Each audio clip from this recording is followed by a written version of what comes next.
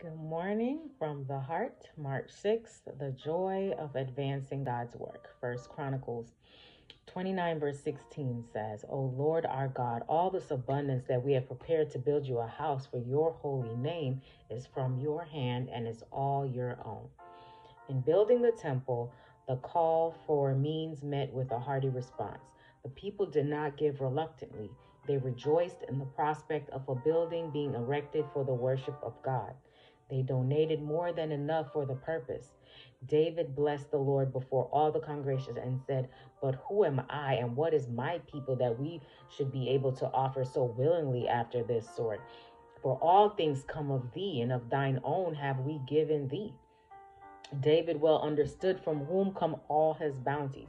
Would that those of this day who rejoice in a Savior's love could realize that their silver and gold is the Lord's and should be used to promote his glory, not grudgingly retained to enrich and gratify themselves. He has an indisputable right to all that he has lent his creatures. All that they possess is his. There are high and holy objects that require means.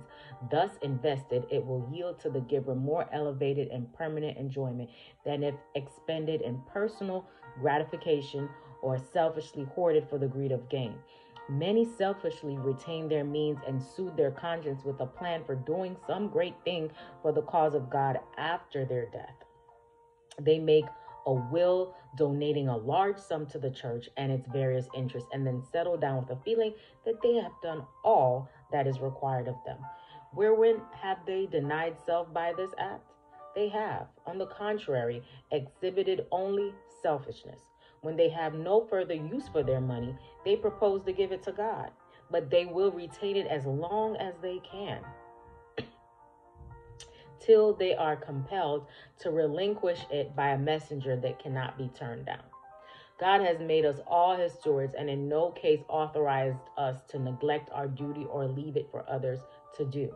The call for means to advance the cause of truth will never be more urgent than now. Our money will never do a greater amount of good than at the present time. If we leave others to accomplish that which God has left for us to do, we wrong ourselves and him who gave us all we have. God would have all be executors of their own will in this matter during their lifetime. Hope you have a great day today. Live from the heart.